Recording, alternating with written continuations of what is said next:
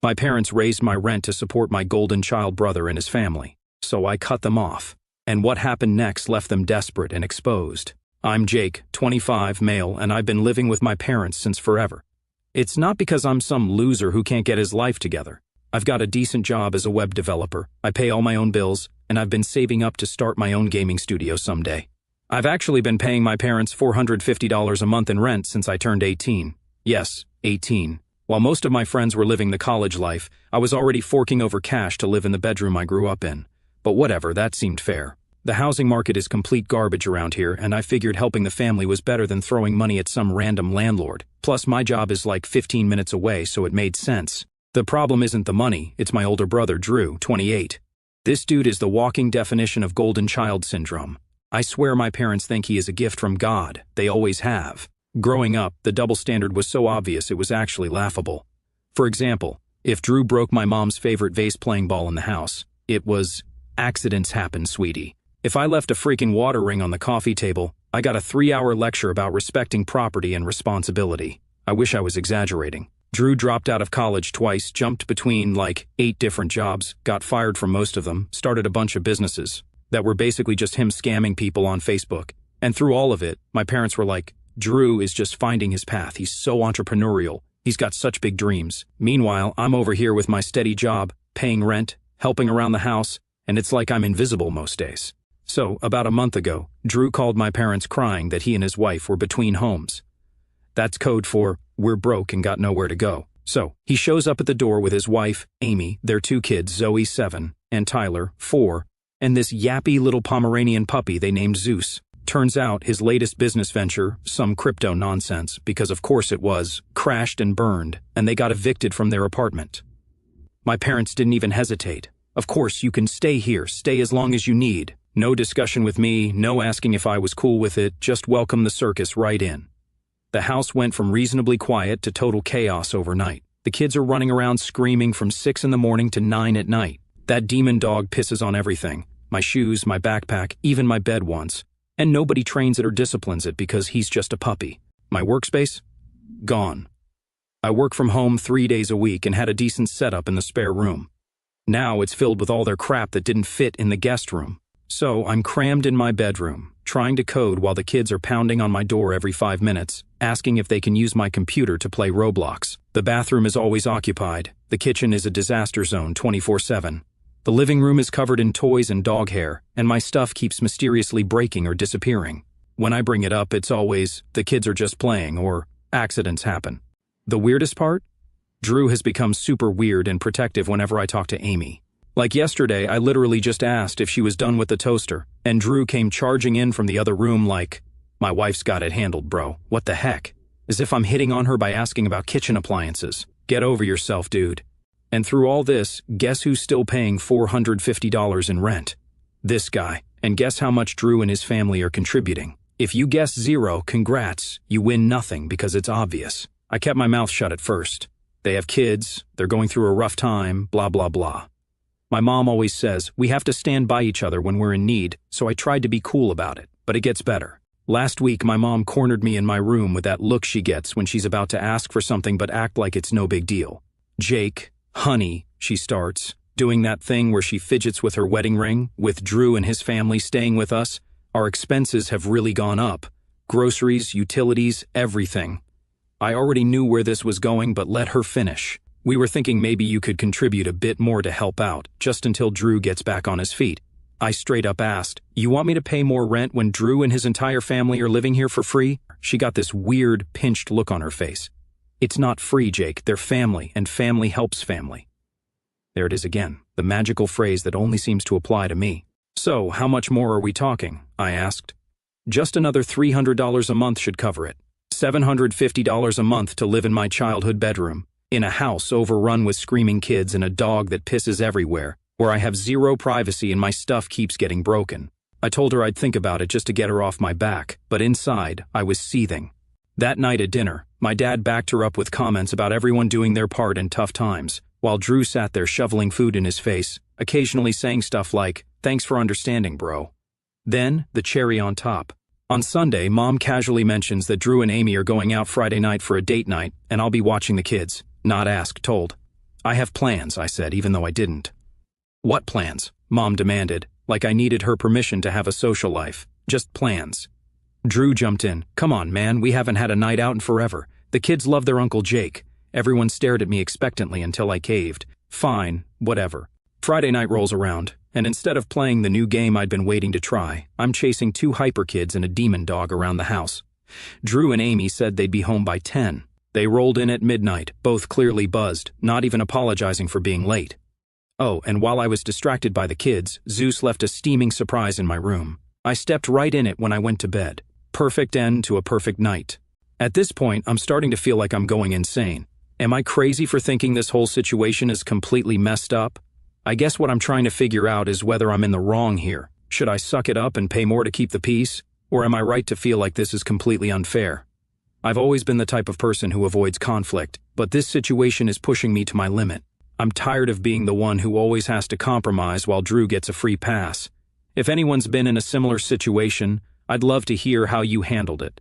So, after that whole babysitting fiasco, I was still on the fence about what to do. Like, yeah, the situation was complete garbage, but moving out seemed like such a huge step. Apartments around here are stupidly expensive, and I've been trying to save up for my gaming studio dream. Plus, moving out felt like I was somehow letting my parents win. I don't know if that makes sense, but it felt like I was admitting defeat or something. But then, a bunch of stuff happened that pushed me over the edge. The morning after I babysat, I woke up to find Amy going through my desk drawers, not even subtly, just straight up digging through my stuff. I was so shocked, I just stood there for a second before asking, "What are you doing?" She jumped like I'd caught her stealing, which technically, I had. "Oh, I was just looking for some tape. The kids want to make a craft. There's tape in the kitchen drawer, where it's been for like 20 years. Well, I couldn't find it there," she said, all defensive. Before I could say anything else, Drew appeared in my doorway, like he has some kind of radar for when someone might call out his wife's nonsense. "Everything cool in here?" He had this weird, aggressive tone, like I was threatening her or something. "Your wife is going through my stuff," I said. Drew's face got all hard. "She said she was looking for tape, man. Don't make it a federal case. It's my personal space, Drew." "Would you like it if I started going through your things?" "That's different," he said, putting his arm around Amy protectively. "We're guests here." "Exactly, you're guests in the house I pay to live in." Drew laughed. "Always about money with you, isn't it? Some of us have real problems, dude." I almost lost it right there. I have a policy against punching people who are dumber than me, but Drew was seriously testing it. I just turned around and walked out before I said something that would make family dinners even more awkward. Later that night, I was heading to the kitchen for a snack when I overheard Drew talking to my parents. They didn't see me in the hallway, so I stopped to listen. Yeah, I know eavesdropping isn't cool, but whatever. "Jake has always been so self-centered," Drew was saying. "Would it kill him to step up and help out the family for once? Self-centered? Me? I'm the one who's been paying rent for 7 years while this mooch has never contributed $1. I was about to storm in and say exactly that, but then my mom chimed in. "I know, honey. He just doesn't understand what it's like for you with the kids and everything, but he agreed to pay the extra rent, so that will help." "Wait, what?" "I never agreed to that. I said I'd think about it." "He's got all that money saved up," Drew continued, always talking about his stupid video game company. "Meanwhile, we can barely afford clothes for the kids. Maybe if you hadn't blown all your money on crypto, dumbass." And honestly, Drew lowered his voice, he makes Amy uncomfortable, always hanging around when she's in the kitchen or living room. She doesn't like being alone with him. I nearly choked. Me making her uncomfortable? She's the one going through my stuff, and I actively avoid them as much as humanly possible. I went back to my room without getting food. My appetite was gone. I lay in bed, fuming for hours, replaying everything in my head. The next morning at breakfast, my mom casually mentioned that since I'd agreed to the new rent amount, she'd be expecting the first payment on Friday. I opened my mouth to argue that I never agreed to anything, but my dad jumped in with, "We really appreciate you helping out, son. Family first, right?" They were tag-teaming me, and I knew from experience there was no winning this argument, so I just nodded and focused on my cereal. Then, my mom dropped another bomb. "Oh, and Drew and Amy need someone to watch the kids this weekend. They've got a wedding to go to." "The whole weekend?" I asked. "Just Saturday afternoon through Sunday evening," she said, like that was no big deal. "I can't," I said. "I've got work stuff to finish." "You can do your computer stuff any time," my mom said dismissively. "The wedding is only on this specific date." "Yeah, bro," Drew added. "Don't be so selfish. It's not like you have actual plans. How the heck would he know what plans I have? And more importantly, why is their social life my responsibility? Actually, I do have plans, I lied. I promised to help my buddy Chris move. Can't you reschedule? My mom pressed. No, he's already got the truck rented. The look my mom gave me could have melted steel.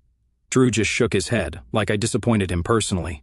Amy muttered something that sounded like typical under her breath. The weekend babysitting thing was bad enough, but what really pushed me over the edge happened a few days later. I came home from work to find Zeus had chewed through my expensive gaming headset, completely destroyed it. Those things cost $200. When I confronted Drew about it, he just shrugged. It's just a headset, man. He's a puppy, what do you expect? I expect you to keep your dog under control and replace things he destroys, I said. We don't have money for fancy headsets, Drew said. If it matters that much to you, buy another one. Or better yet, grow up and stop playing video games all day, says the 28-year-old who lost all his money on a crypto scam. But the final straw? I overheard Drew and my mom talking about my savings account. They were actually discussing how I should pitch in some of my savings to help the family through this rough patch. That was it, the absolute limit. They were plotting to guilt me into handing over my savings. Money I've been putting aside for years, working overtime, skipping vacations, living frugally, so Drew could continue his consequence-free lifestyle. I went back to my room, opened my laptop, and started looking at apartment listings. I'm absolutely done. I didn't know how I was going to afford it or where I'd go, but one thing was crystal clear. I couldn't stay in that house another month, not with these people who saw me as nothing but an ATM with legs. That night, I couldn't sleep at all. Just lay there, staring at the ceiling, my mind racing like crazy. Should I confront them, try one more time to reason with them, cave, and pay the extra money to keep the peace? Every option seemed like a losing one. Around 3 in the morning, I texted my buddy Chris. Yeah, the one I made up as an excuse earlier. We used to be tight in high school, but kind of drifted apart after graduation. We still grab beers occasionally, but that's about it. Hey man, weird question. You know anyone looking for a roommate? Got to get out of my parents' place ASAP, wasn't expecting a reply till morning, but dude texted right back. Dude, this is crazy timing. My roommate just told me he's moving in with his girlfriend next month. You serious? Dead serious. Parents' house has turned into a nightmare. Let's talk tomorrow. Might be perfect timing. I finally fell asleep after that, feeling like maybe the universe was throwing me a bone for once. Met up with Chris the next day after work. His apartment isn't anything fancy. Basic 2-bedroom in a decent part of town, about 20 minutes from my job, but it was clean, quiet, and most importantly, free of my family. Chris said his roommate was leaving in 3 weeks, and if I wanted in, rent would be $575 plus utilities. Split 50-50. More than I was paying at home before the increase, but less than the $750 my parents wanted now, and without the constant nonsense. I didn't even hesitate, told him I'd take it. We did a quick handshake deal and agreed to sort out the details over the weekend. Now, I had 3 weeks to figure out how to move out without causing World War III at home. I knew if I told my parents I was leaving, they'd pull out every manipulation tactic in the book. Guilt, anger, fake concern, the works. Plus, they'd probably try to squeeze as much money out of me as possible before I left. So, I decided to go stealth mode. Operation GTFO was officially a go. First step was tying up loose ends. I called my bank, changed all my passwords and security questions, and removed any paper statements coming to the house. If they were actually considering taking my savings, I wasn't taking any chances. Next was the physical escape plan. I couldn't just pack everything up without them noticing, so I had to be smart about it. I started with the stuff no one would miss. Books from my bookshelf, winter clothes from the back of my closet, extra computer equipment. Each day, I'd take a small load out to my car before work, then drop it off at Chris's place during lunch or after work. His roommate was cool with me storing boxes in the living room until he moved out. Thank God for decent humans, right? The hardest part was keeping a straight face around my family, acting normal when all I wanted to do was tell them exactly what I thought about their nonsense. Drew was still being his usual entitled self, stomping around the house like he owned it, letting his kids and that demon dog destroy everything. Speaking of the dog, Zeus nearly blew my cover. He kept following me around, barking whenever I moved stuff from my room. I started carrying dog treats in my pocket to shut him up. Felt like I was in a heist movie or something. One close call happened when Zoe, Drew's 7-year-old, saw me loading a box into my car. "What's in the box, Uncle Jake?" she asked, popping up behind me like some horror movie kid. I nearly had a heart attack. "Just some old stuff I'm donating," I lied. "Can I see?" "It's boring grown-up stuff, just old papers and books. Can I help carry things?" "Not today, kiddo. I've got to get to work." She looked disappointed, but, thankfully, ran off to play. Kids that age have the attention span of goldfish sometimes, which worked in my favor. Meanwhile, my parents were still on my case about the extra rent. Mom kept casually mentioning bills and expenses whenever I was around. Dad started giving me the silent treatment when I didn't immediately hand over the extra $300. The absolute best, though, was Drew. This idiot had the nerve to lecture me about financial responsibility one night. "You know, Jake," he said, sprawled on the couch while I tried to watch TV, "when you have a family of your own someday, you'll understand that sometimes you have to make sacrifices." The irony was mind-blowing. "Fascinating insight from a guy who's living rent-free in his parents' house at 28, I replied. "That's a low blow, man. I'm going through a tough time. The crypto market is a scam, and you fell for it twice." He got all huffy and left the room. Small victories.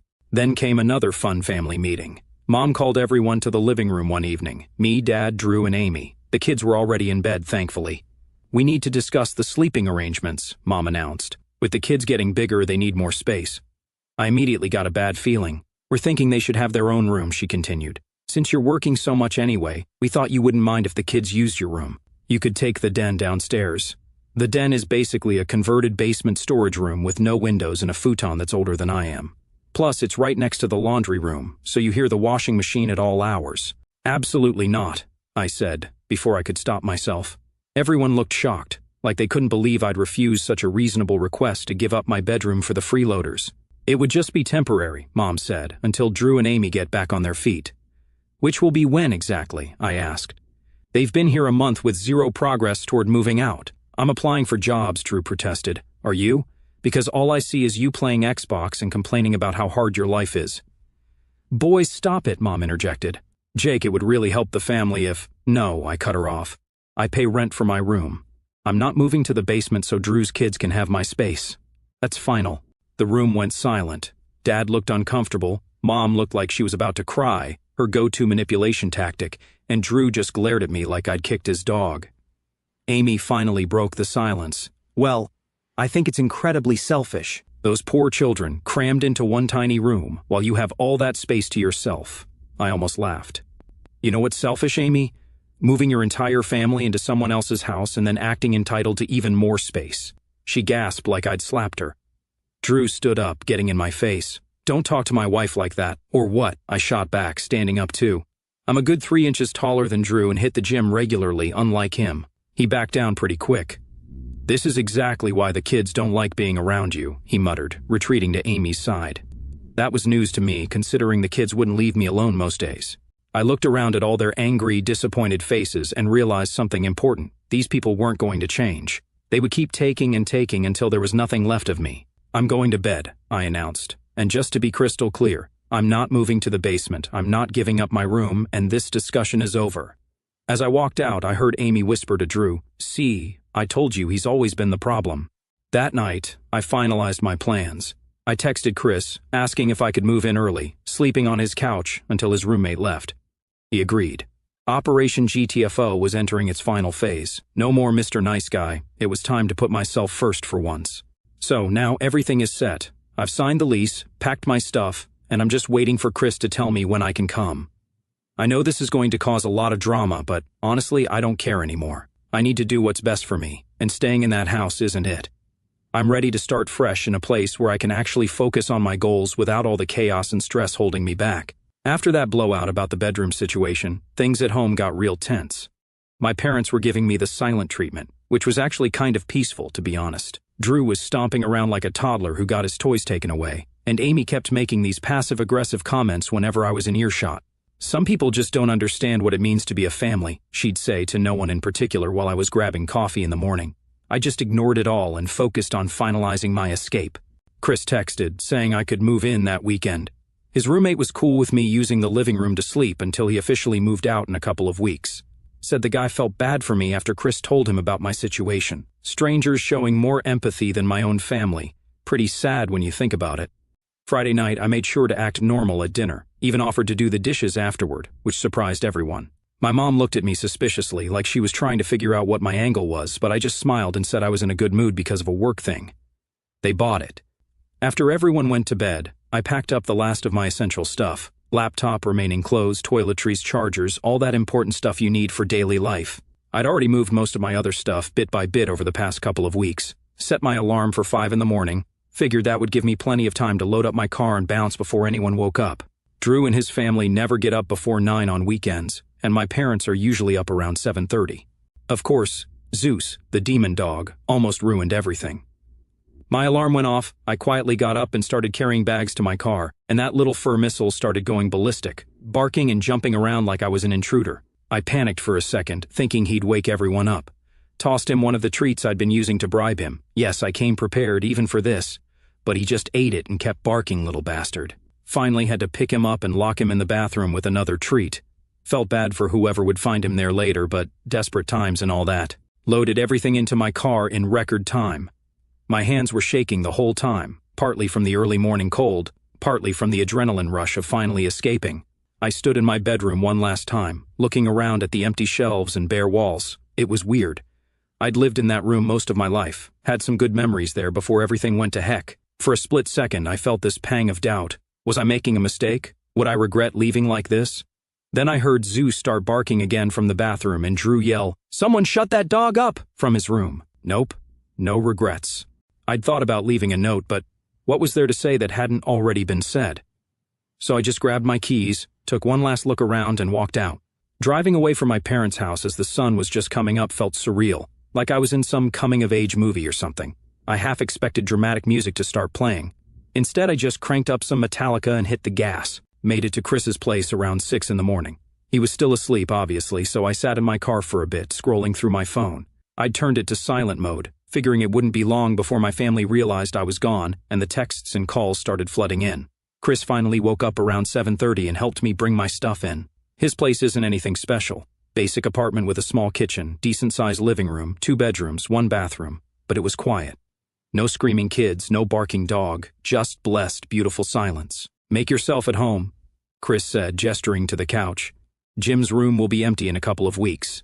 I crashed on the couch and slept for like 4 hours straight. Best sleep I'd had in months, even on a lumpy couch. When I woke up and checked my phone, it was exactly what I expected. 8 missed calls from Mom, 3 from Dad, 2 from Drew, surprising he even bothered, and about 1,000,000 texts. "Mom, Jake, where are you? Mom, are you okay? Call me right now.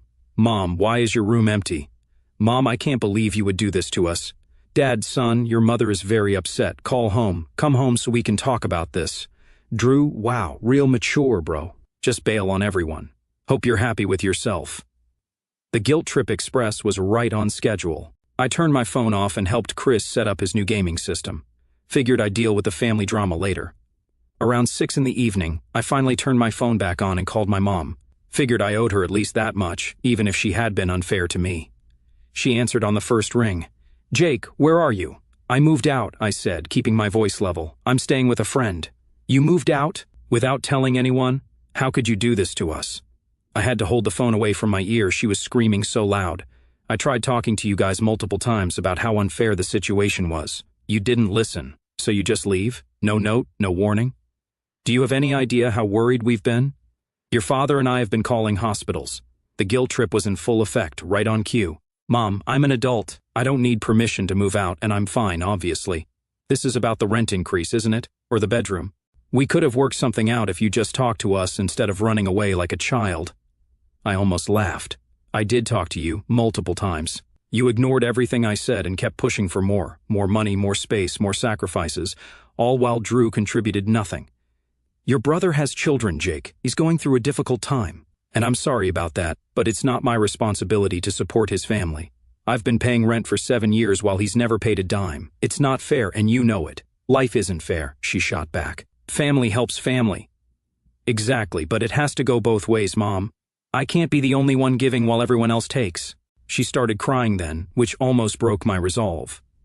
My mom crying has always been my kryptonite, but I held firm. I told her I wasn't coming back, that I'd signed a lease with Chris and would grab my stuff next weekend. She hit me with a classic, "We're disappointed" line. I shot back that I was disappointed too, for them always putting Drew first. Then I hung up. It had to be said. Drew texted me later that night, "Thanks for bailing and leaving us to deal with Mom's breakdown. Real stand-up, bro, you are." I replied, "Thanks for moving your entire family in and expecting me to foot the bill. Real stand-up, bro, you are." Dad also doesn't stop trying to contact me, sending threats and guilt trips, saying he cannot afford the rent alone. Who said I signed up to be a second parent? Despite all the drama, I feel like I made the right decision. My new place is quiet, my roommate is cool, and I'm finally able to focus on my studies and work without constant distractions. It hasn't been easy cutting ties with my family, but I know it was necessary. I can't keep sacrificing my own happiness and future for people who don't appreciate me. So yeah, that's where I'm at now. I don't know what the future holds, but for the first time in a long time, I feel hopeful. It's been a couple of weeks since I moved out of my parents' house, and honestly, life's been pretty good. Living with Chris has worked out better than I expected. We split everything, respect each other's space, and generally just get along without drama.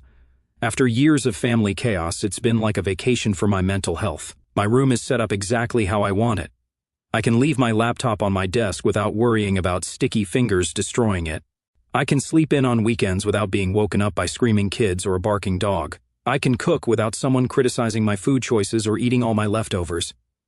The small things, you know. Work has been going great too. Without the constant stress at home, I've been more focused and productive.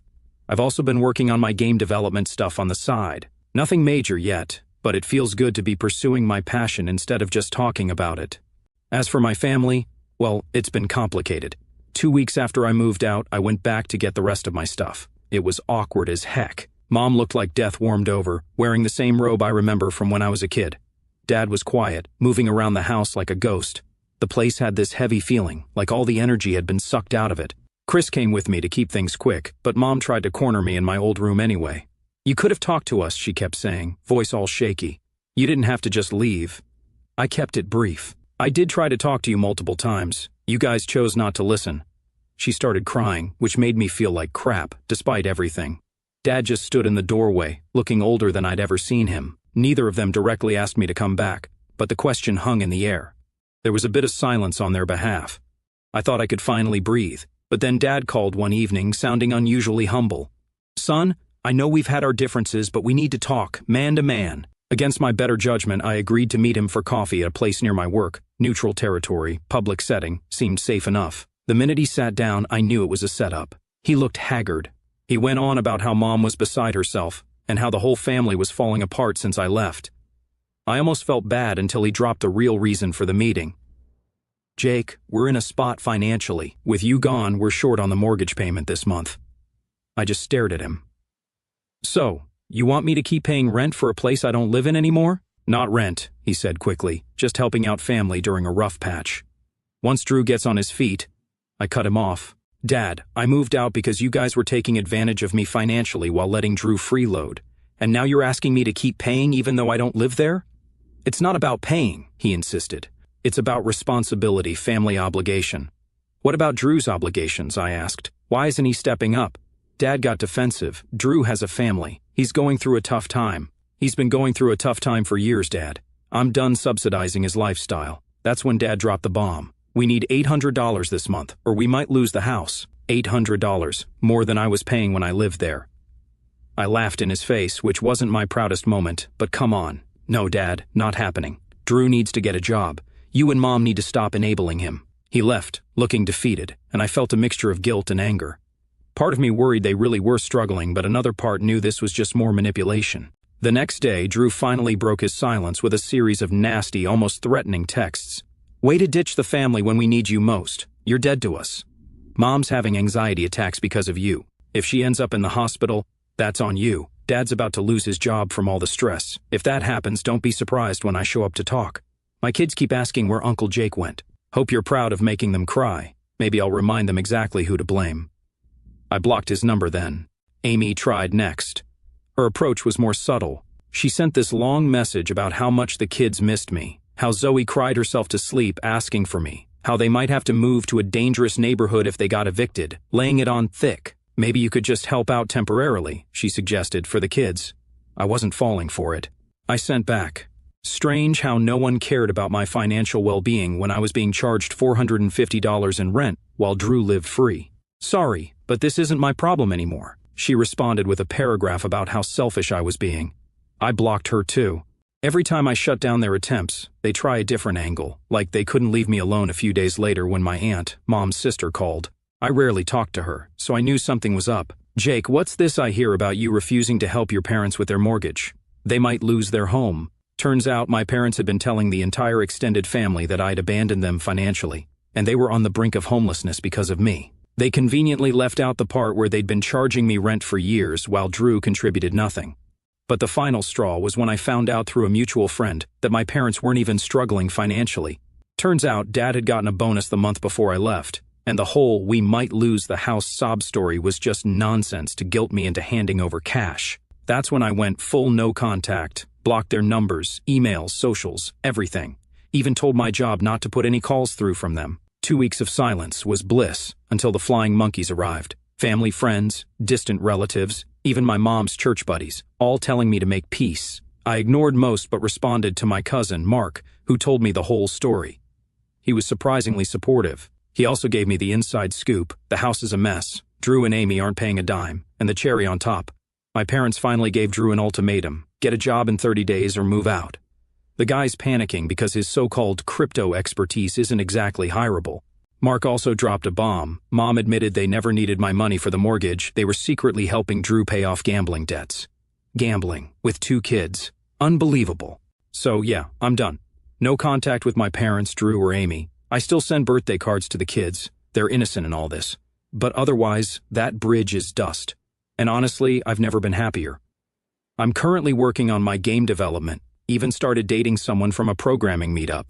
If you're stuck in a similar mess, here's what I've learned. Cutting people off isn't just an option, it's survival, especially when it's family, because they know exactly how to mess with you. Boundaries don't work when people don't respect them. Sometimes you need a whole darn wall.